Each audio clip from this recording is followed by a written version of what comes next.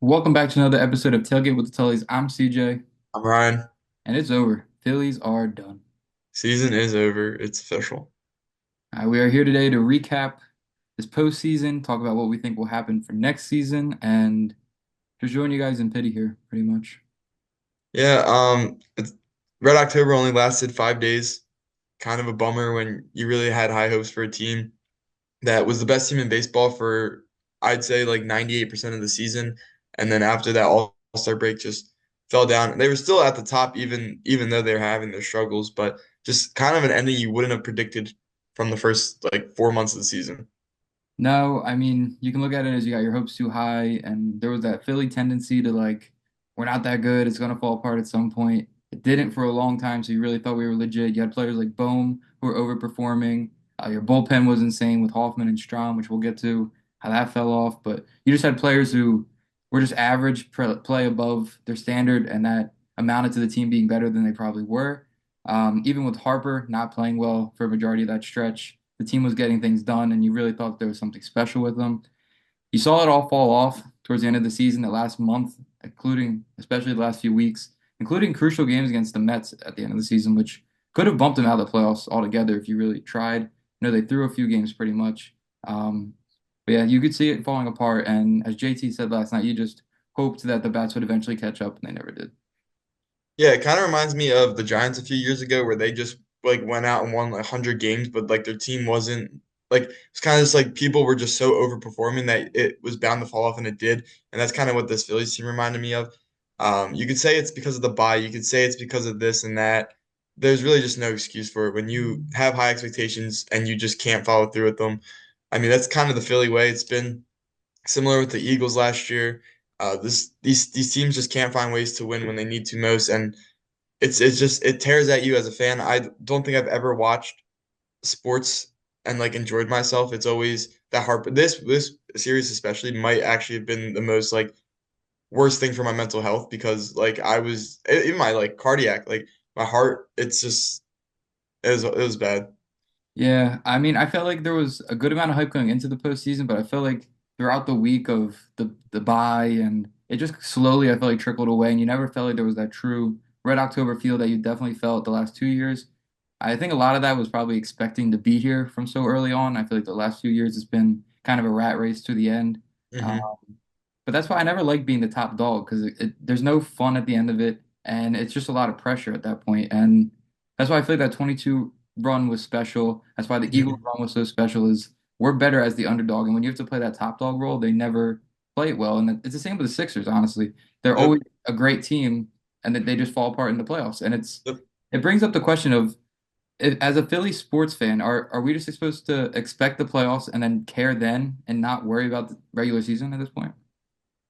I mean, I just being like growing up in Philly and everything, like yeah, we had the '08, but I was too young to even experience like it's just my whole life other than the Super Bowl. Like we sold our soul for that Super Bowl, and all we've gotten since that is just agonizing pain. And it's just it really makes me wish I was born in any other city because this is just I mean we haven't even started talking about like the individual players or anything like that. This is just Yeah. like just mentally like just the brutality of it and not even like the individual games, just the overall loss is just beating me Yeah. up.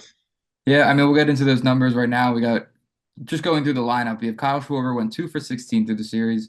Both those hits in the first game of the series. Yep. One of them was the first at bat of the Very game, bad. and you Yeah. couldn't do anything after that game.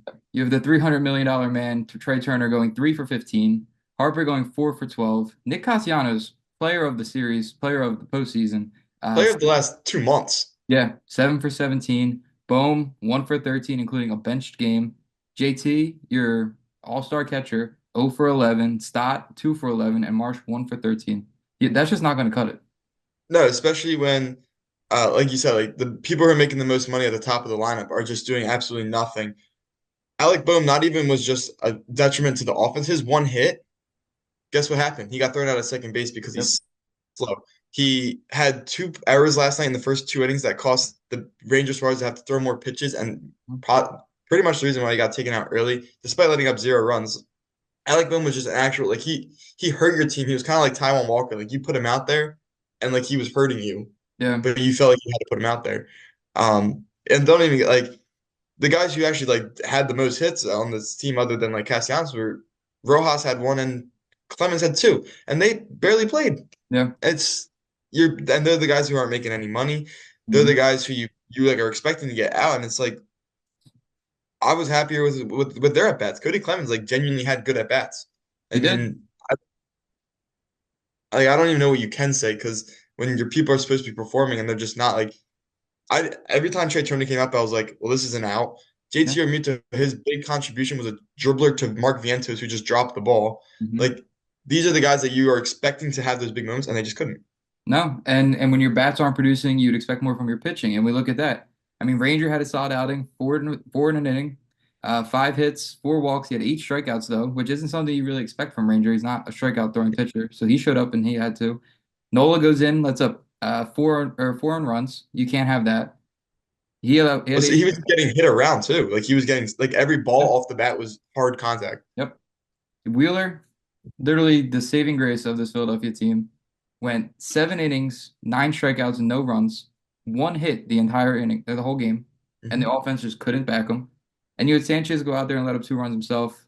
Solid outing, but again, when the bats aren't performing, this is what you're getting from the pitching. Yeah, I mean, like you said, like Wheeler having to put the literally 7 innings. Like as soon as he got taken out, the game was over essentially. And your lockdown guys. I know you want to talk more about Sherman Hoffman. None. You had your three best bullpen arms go out there and let up 6 runs in 2 innings. Yep. I like. I don't know if you want to add to that at all, but Yeah, Hoffman in 1.1 innings, 6 earned runs, only 1 strikeout. That's horrible. Strom goes out 2 innings, 4 earned runs and a strikeout. And these are guys who are your all-stars. This is what Mhm. got you to the high ranking you were in to start the season at top of the NL East. And they fall apart in the playoffs. And especially a guy like Hoffman. He shouldn't have been left out there as long as he was the other night. That and can't that, happen. yeah, especially when he pitches 2 outs in the fifth inning to recover from Suarez, and then you still keep him out there to do what? Walk every he was wild. There was no need to keep him in. And then your next decision was to put Carlos Estevez in, who throws a cookie down the middle for the Mets' best hitter and potential would have won MVP if Shohei Ohtani didn't exist. You throw a cookie down the middle to let up the grand slam that automatically that once that ball was hit, it was over. It felt like the Jordan home run 2 years ago. As soon as that Exactly, but it ball's off shouldn't the have bat, been you know that. it's over.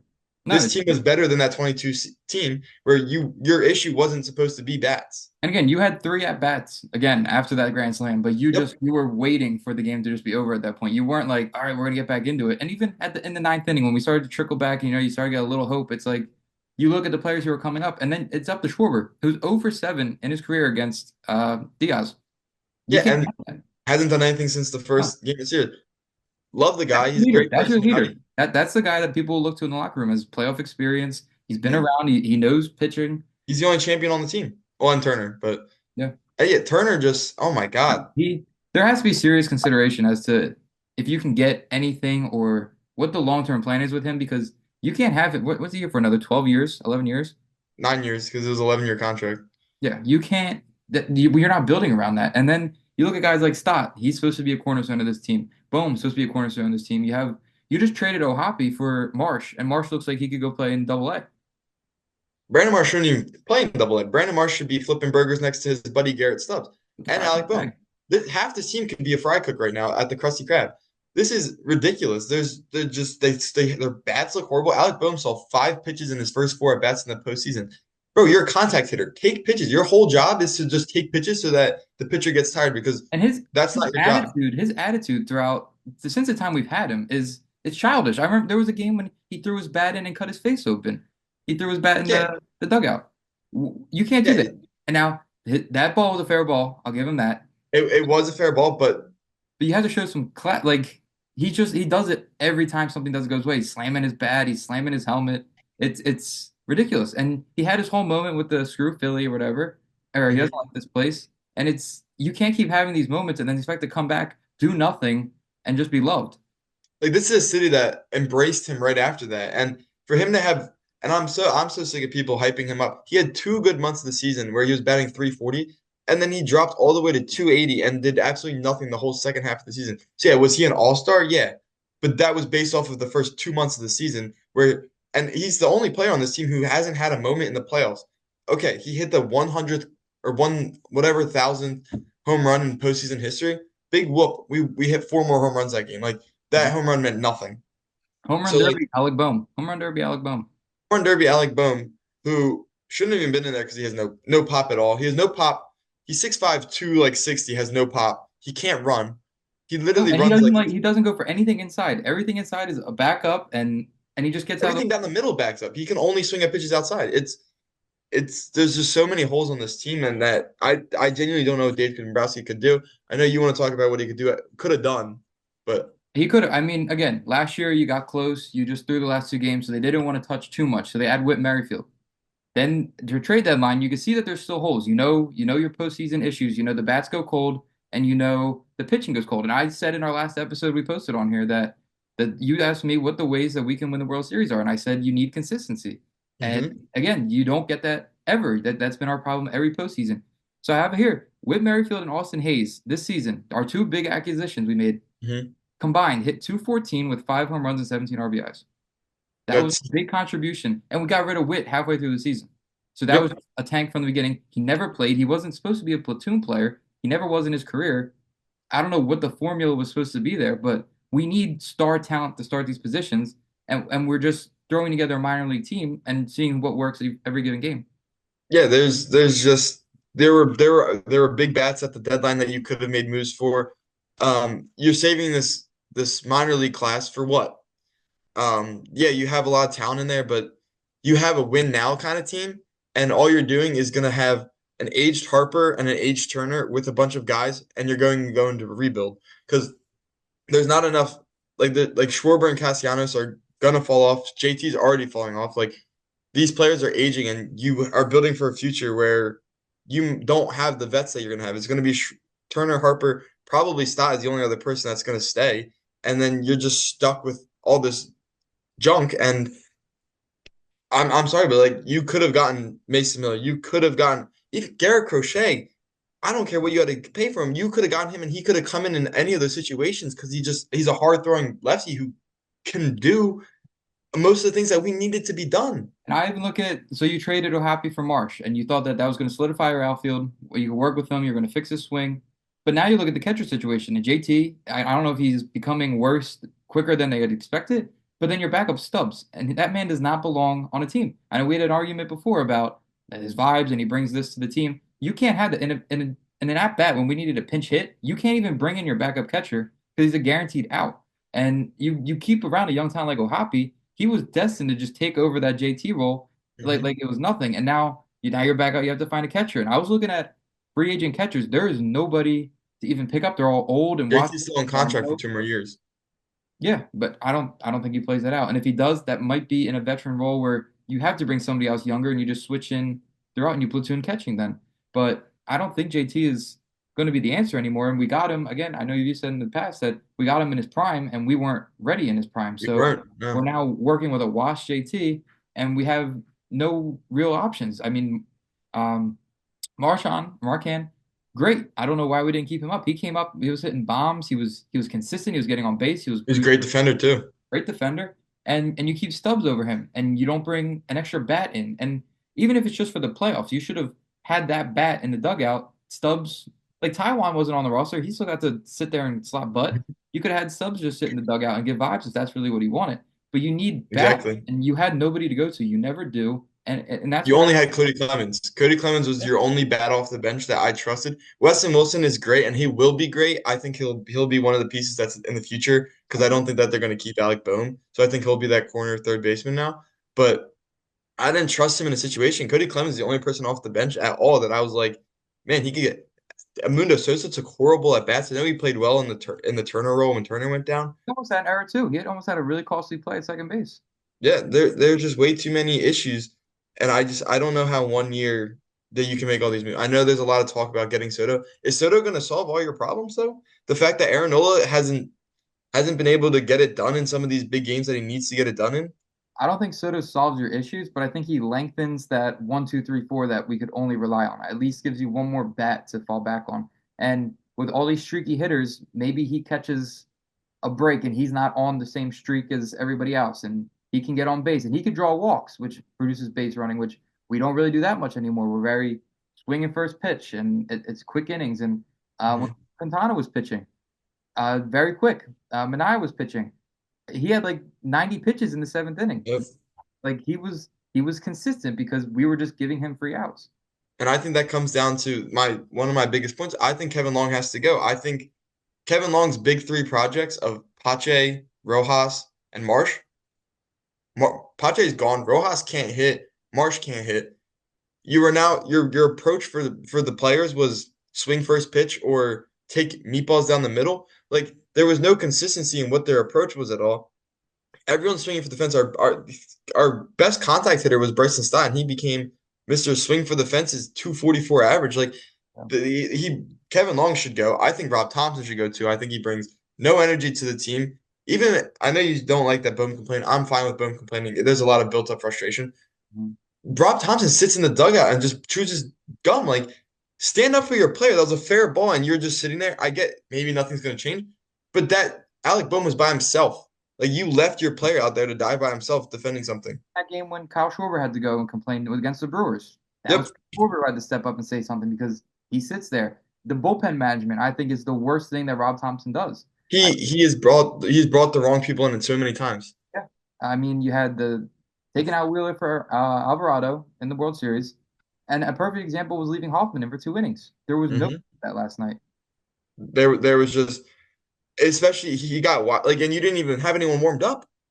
No, You're in a do or die game. Every inning there should be at least one or that two. isn't somebody ready to go. If you got Yep. a worst case scenario, there was just somebody, and the Mets were doing it.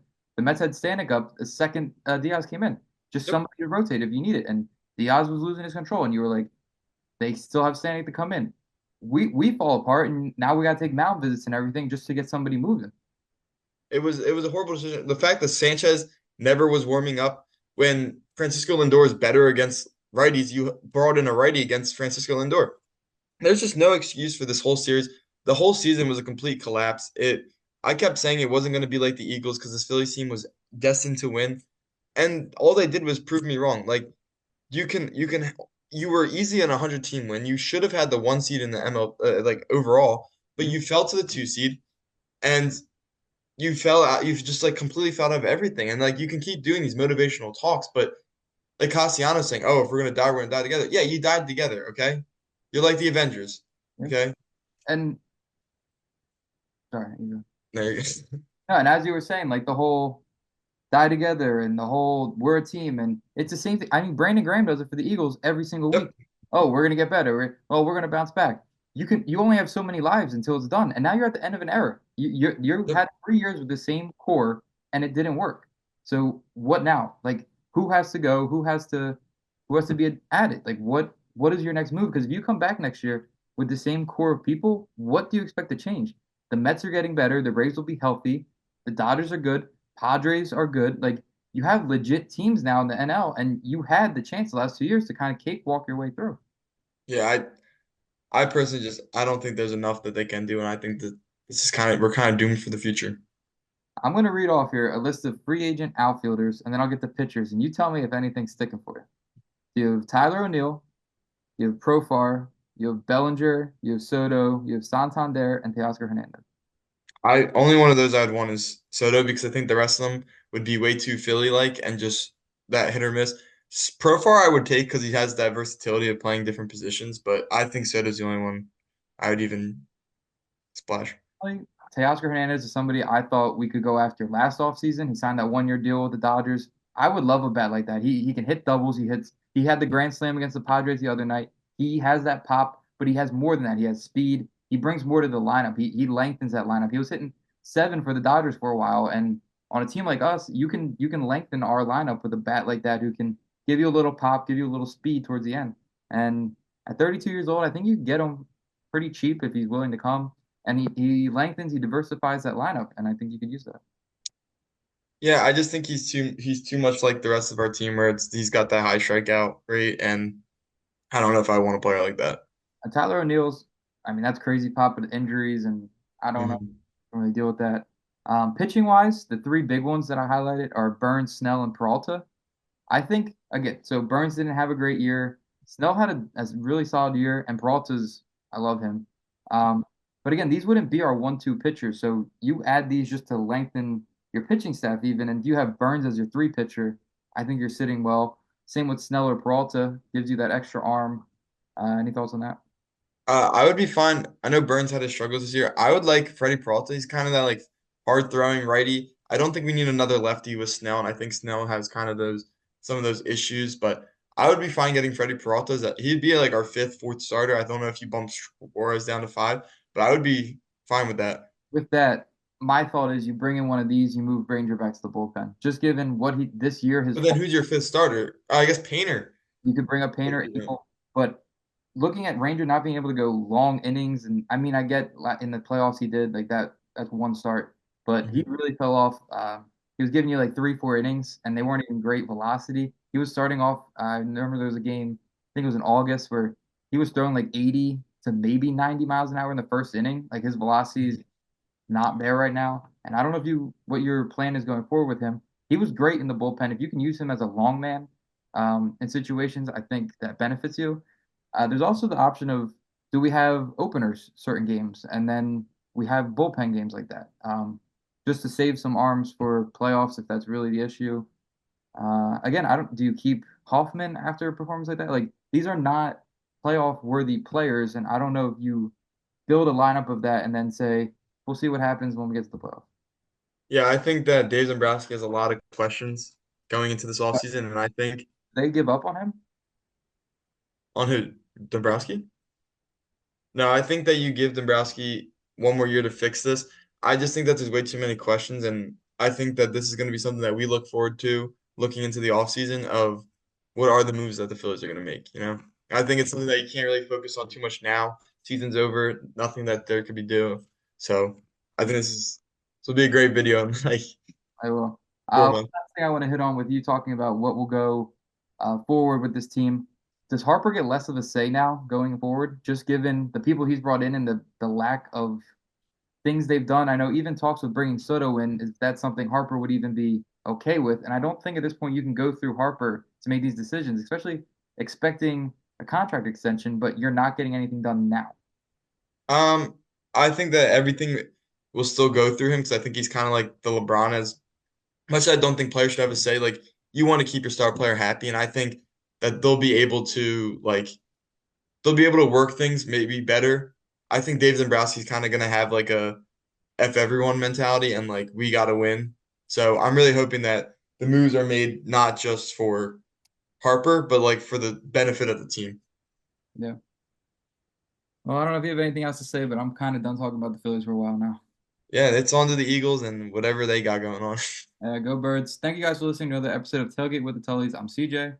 I'm Ryan. We'll catch you guys next week with another episode.